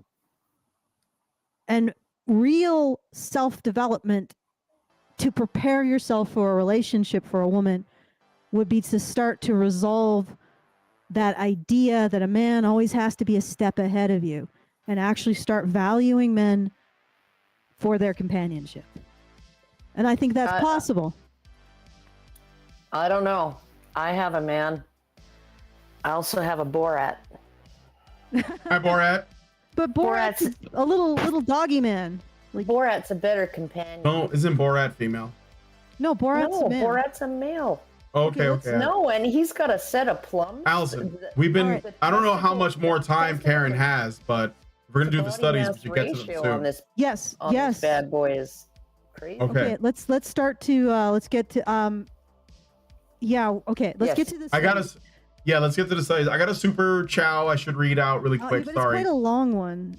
Yeah, I'm going to read it anyway because Zarek sent it in. So maybe, let's try to be more efficient with our time. $5 from Zaranx. He says, what Hannah Cox said in that last bit is a direct reflection of Genesis 3:16. Quote, your desires shall be for your husband and he shall rule over you. Hannah Cox, like most women, don't know and were never taught that men rise to the occasion. So they don't find men that they can build with and rather find a man that is already put together. But then she wants to remake the man and will eventually be disappointed if he changes or if he doesn't. Then she will want to move on to another. She will never be happy. If I were evil, I would have Hannah Cox think as she does. I'd institute feminism, knowing women struggle with their own ideas and their centering of themselves would lead towards humanity's undoing, which is actually happening. But thank you for that, Zaranx.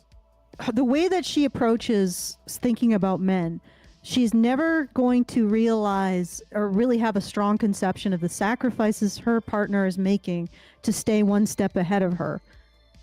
So when she gets the hedonic adaptation, because she's going to get used to the amount of hypergamy he's triggering, and she wants more, she will see it as a failing on his part rather than a failing on her part to resolve her issues about not seeing him as valuable as a companion just as he is. Do you see what I'm saying? He's always got to stay ahead of her, but he's also always got to stay ahead of her hedonic adaptation to how much he's ahead of her. You see? Yeah.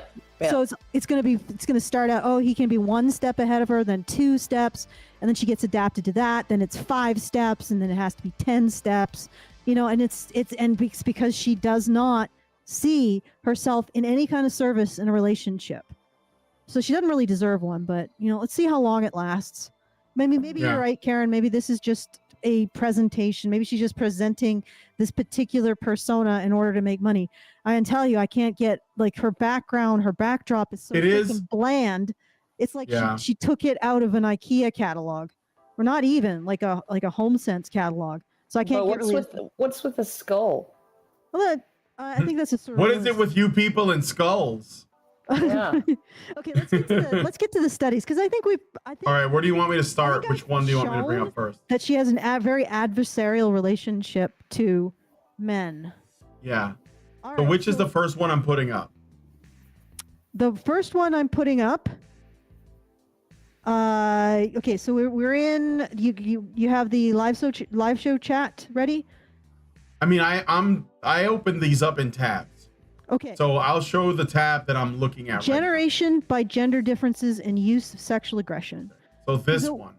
What I'm looking at here is, again, that guy was really softballing. But here is my hypothesis.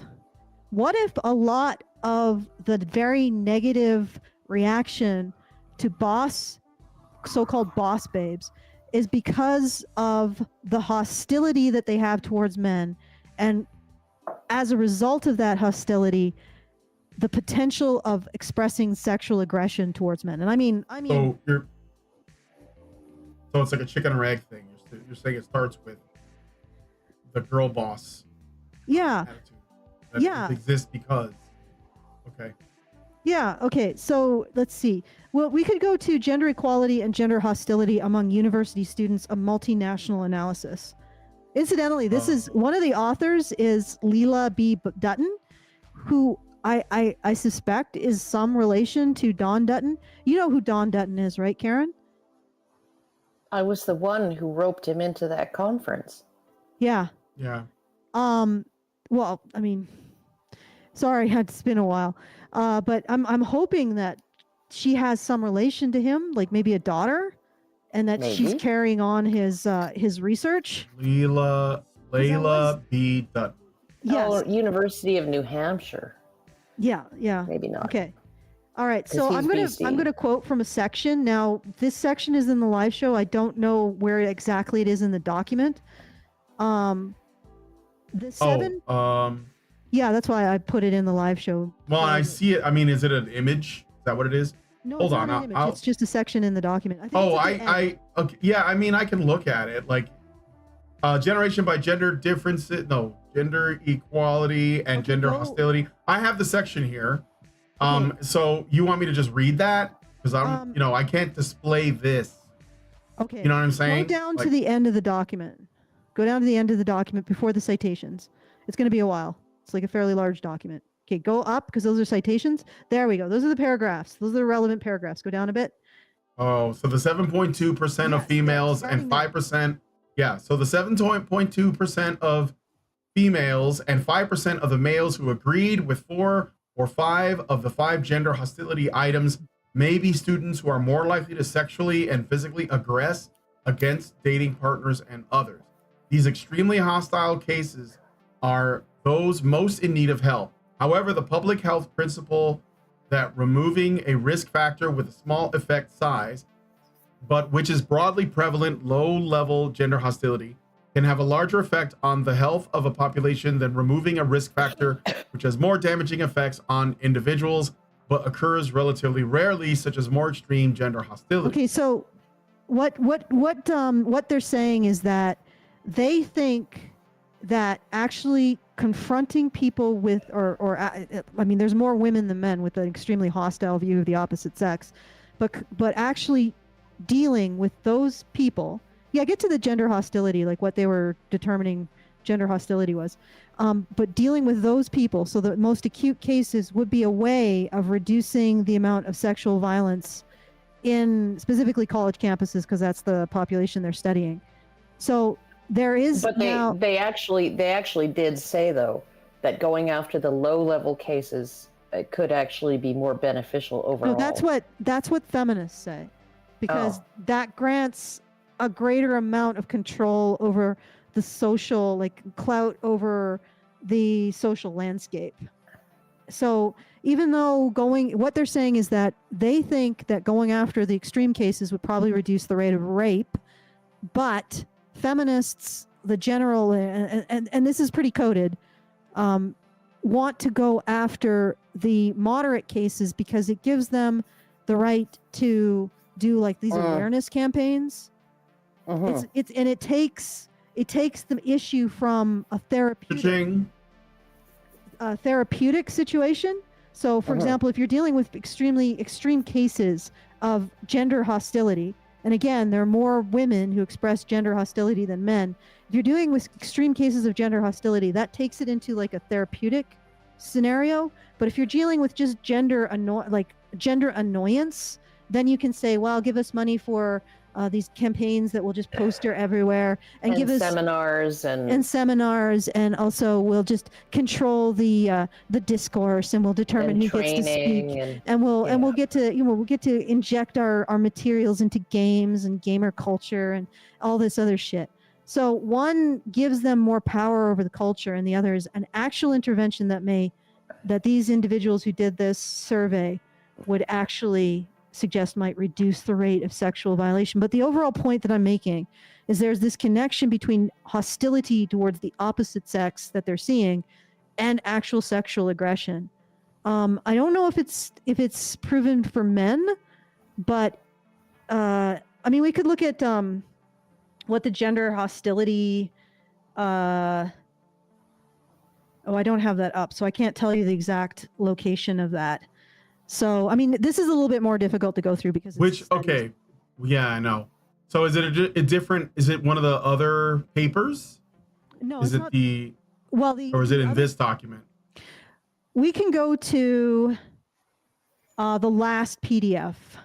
Predictors of female sexual aggression among a U.S. MTurk sample. The protective role of sexual assertiveness. Here we go.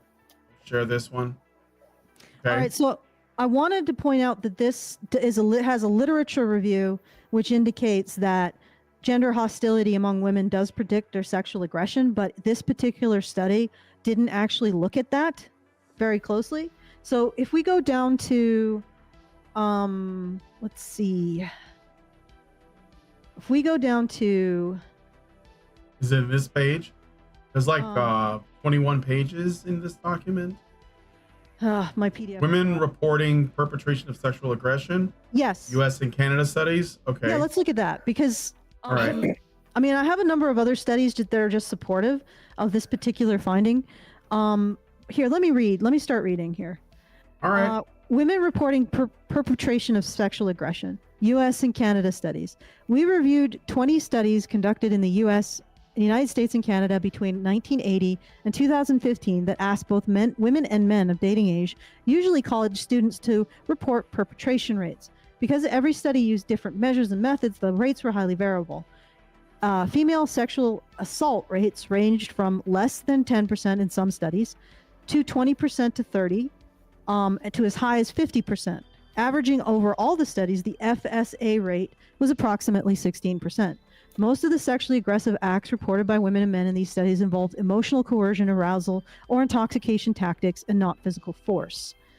International studies. In a groundbreaking work on international female sexual assault, Cray et al. 2001 discovered that 9% of a sample of young German women used aggressive strategies to coerce a man into sexual activities. FSA rates among young adult women range from 2 to 5% in Belgium, Spain, Cyprus, Portugal, and Slovakia, 6% in Netherlands and Poland, and as high as 15% in Greece. Related research teams documented FSA rates of 14% in Turkey and 16% for women in Chile. Games Guadix surveying dating violence among 20,000 college students in Africa, Asia, Europe, Latin America, the Middle East, and North America, established that FS rates of 20% for verbal coercion and 2% for use of force. So what's interesting about this is the numbers, at least in like Western English-speaking countries, are starting to resolve around the same number. And what I'm finding interesting about this is because I'm seeing repeatedly different studies showing the same number, which is about 7 to 9% flat out rape. Like, no excuses. This isn't emotional coercion. It is the use of weapons, incapacitation, like intoxicated to the point of being unconscious, and threats, credible threats of violence. Like, if you don't submit, I will falsely accuse you of rape, that kind of thing.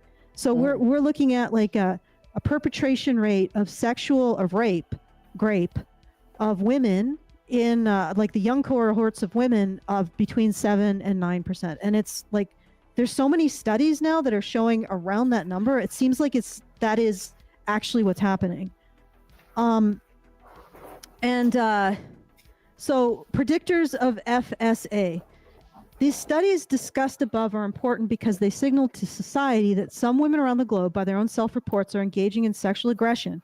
The next research advance on this topic was the identification of variables that contributed to women's sexual aggression in mainstream populations.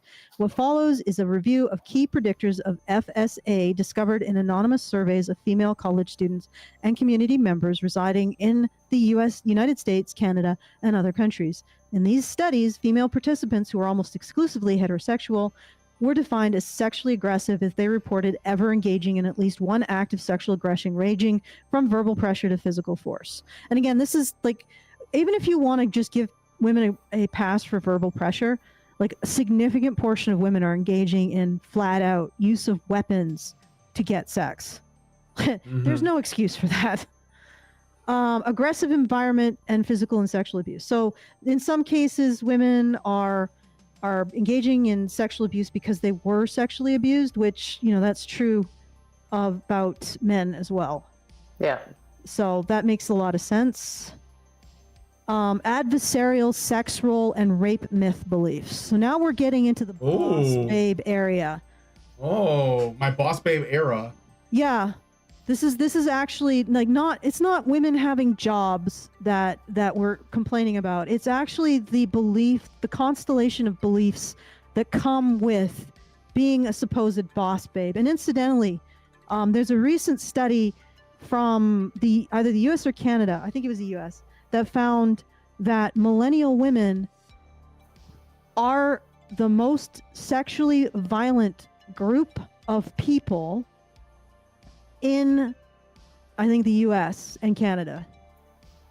Like, they report the use of weapons to get sex, which I really hope everybody recognizes that's rape, even if a woman's doing it, at twice the rate of millennial men and twice the rate of Gen Z boomer men and women. So, and the question is that they call this the millennial shift. So they think that it might be that millennial women are becoming more violent sexually. So they're actually increasing the rate at which they rape. It could also be that it's just young women who do this, who are actually the most sexually violent group of people on the planet. That young women are just incredibly sexually violent. And it just changes each generation. And then when they grow up, they grow out of it a bit and they forget what they did. Or it could genuinely be a shift. And if it's genuinely a shift, then the question is why? And one of the reasons could be adversarial sex roles, the increase in the adoption and internalization of adversarial sex roles between men and women. Okay, so Burt, 1920, famously proposed that sexually aggressive behavior was associated with a constellation of beliefs in the adversarial nature of relationships, rape myths, and the acceptability of interpersonal violence. Since then, numerous studies have established that these belief systems are characteristic of some sexually aggressive women. For example, there is strong evidence that U.S. women who engage in sexual aggression tend to perceive heterosexual relationships as competitive, exploitive, and hostile. Oh, well. Yeah, I mean, that guy was really softballing, like Hannah Cox. Like, he was really softballing the boss bitches. But maybe the real problem is that you're a bunch of grapists. And this is people that nobody's going to tell you. And that you are incredibly aggressive, abusive.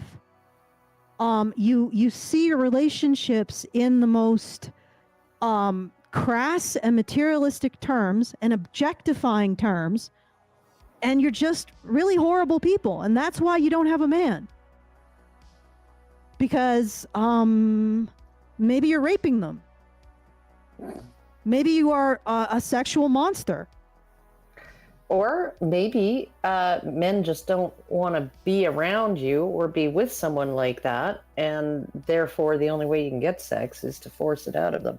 Yeah. So I mean, that's an entire, like, maybe these women who are beaking off about how they're alone are alone for very good reasons. Yeah, maybe. You know, and I mean, because I'm not talking about the ones who are just like, you know, they get sucked into work. I'm talking about the ones who go off about how men are losers if they aren't keeping up, and, you know, sprinkle, and I got to get my bag, and, you know, men are good for only one thing, and men only want one thing. That's the big one. Get Men that only bag want while one thing. securing your own bag. Men only want one thing. You know that statement? Men only want one thing? It's the statement that actually predicts whether or not a woman will rape. So if she agrees with, if she buys men into it, only want one thing, that predicts if she's a rapist. Well, it's because she's projecting. Anyway, you guys, I have to get going. Okay, well, you know what? I had more content, but since you got to get going, maybe we'll call it a. Well, we could go and do another show on cover just more on this.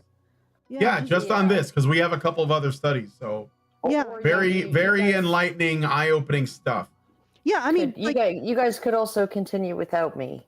But, I'm in pain, so all right. I mean, but let me finish this paragraph, like this section. It's not too much left. Really quickly.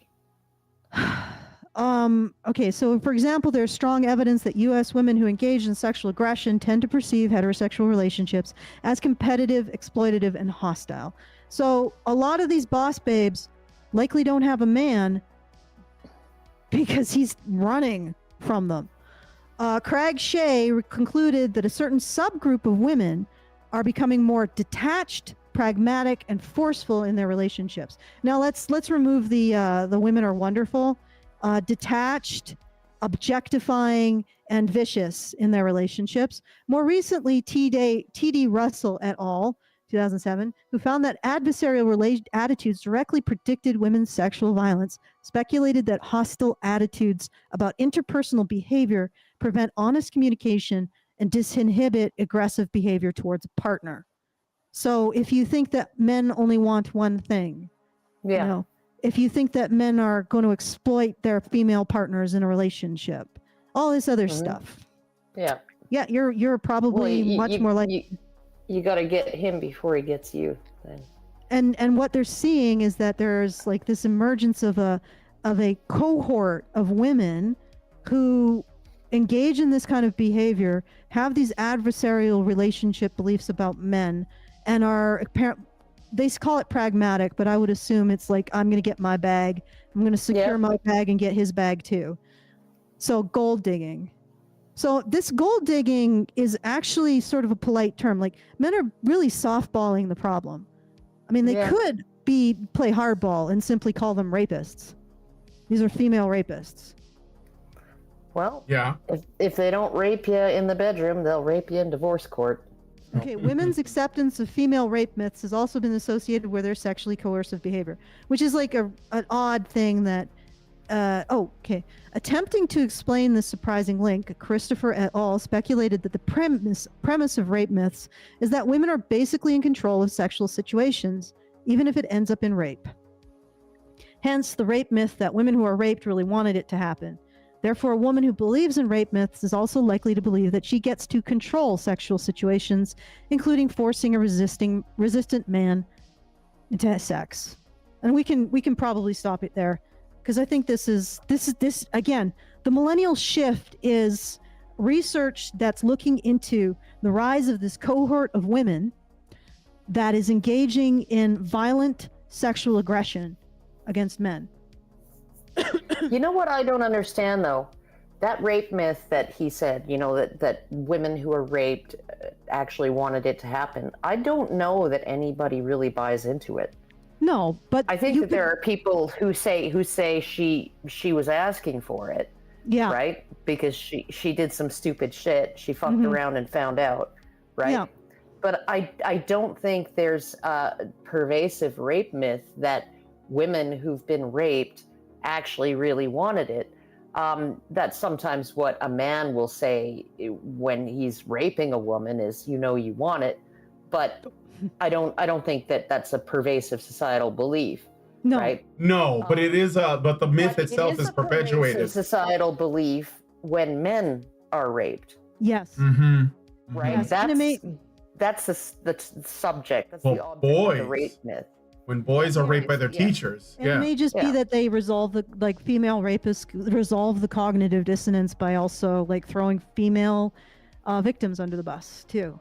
Yep. Like, because I mean, honestly, this whole situation is not men against women. It's rapists against everybody else.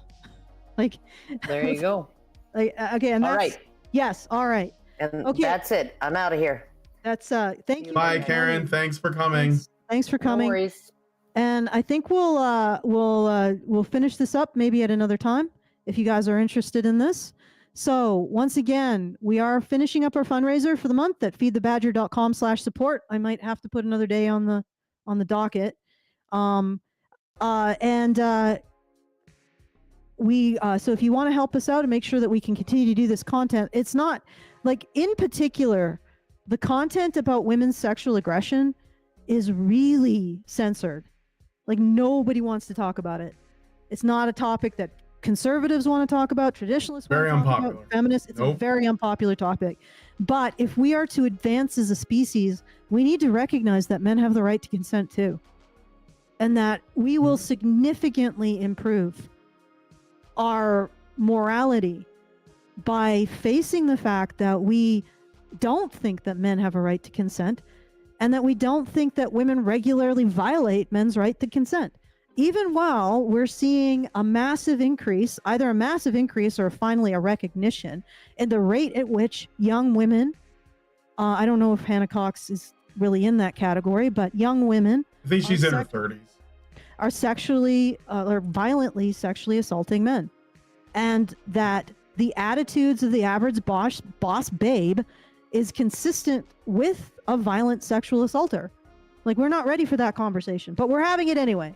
And if you want to support conversations like this, conversations nobody wants to have, then please go to feedthebadger.com/support. We only got a bit time left, so get in there and help out, and make sure we can continue to do this content, because we exist because you guys support us. And I really appreciate it that we're able to continue this work. It matters a lot to me. The whole subject of male victims of sexual assault is a lot of why I got into men's issues. And then in exploring that particular subject, male victims of sexual assault and female victims of women were like my gateway drug into the men's issues movement. And exploring that topic and finding out how much is hidden, denied, minimized, and lied about. I don't like lies. So this has been my big thing for like the 25 years that I've been doing this, is bringing attention to these issues. And the longer that I've been paying attention to this, the more evidence is coming out that the rate at which women sexually aggress against others is substantial and completely ignored. And we're never going to be able to treat each other with excellence if we don't recognize and deal with this problem. Okay? So we need to have these conversations. They need to get out here, which means we need you to support us. So feedthebadger.com/support. And also, if you want to send us a message, if you have anything that you want to add to the conversation, if you want to tell us we're not screaming into the void about these issues, please go to feedthebadger.com/justthetip. That's feedthebadger.com/justthetip and send us a message. We get the full benefit of whatever funds you send, and you get the full benefit of sending your message through something other than YouTube's message wood chipper. So, okay, feedthebadger.com/support to support the show, feedthebadger.com/justthetip to send us a message. All right, of support. Send us a message of support. Okay, there you go. Back All to you, right, Brian. I got a couple super chows and then we'll wrap it up. So, Anonymous sent us $5 super chow. Thank you, sir. And says, we had house parties. One female friend we noticed approached a male friend when he was drunk enough. She'd do things with him, and we all thought they were just getting together, but he not always recalled. I guess he means he didn't recall it happening. She later spread rumors as well. We were 16, 17, and had no understanding what happened then. He would normally not consent to that. That's pretty dark, but not unusual. And then we got another one from an anonymous person, maybe the same person, who gave us $5 and says, heck, I recall a Playboy TV show where one of the women said she wanted to experience the grape in an alley, and then she said would sue him. It was so crazy. This was during the 90s. Yeah, that's Right. Actually, there's a rape exploitation genre in which, and it doesn't even have to be rape. It's just women, like they have sex and then the man gets killed for it. Yeah. Or a lynch exploitation genre. It's astounding. It's bizarre. Okay. Probably a fetish. Yeah, it is. Everything is a fetish these days. All right, so that's it for the super chows. Let me just make sure there isn't a Rumble rant that snuck in on the radar. No. So we'll end it there. If you guys like this video, please hit like, subscribe if you're not already subscribed. Hit the bell for notifications. Leave us a comment. Let us know what you guys think about what we discussed on today's show. You can find links. Well, the names of the sources are in the description. You'll kind of have to find them on your own if you want to look at it. And please, please, please share this video because sharing is caring. Thank you so much for coming on today's episode of the Rantzerker, and we will talk to you all in the next video. Give me a thank you for feminists for getting your right to vote. Otherwise, stop voting and go make me a ham sandwich.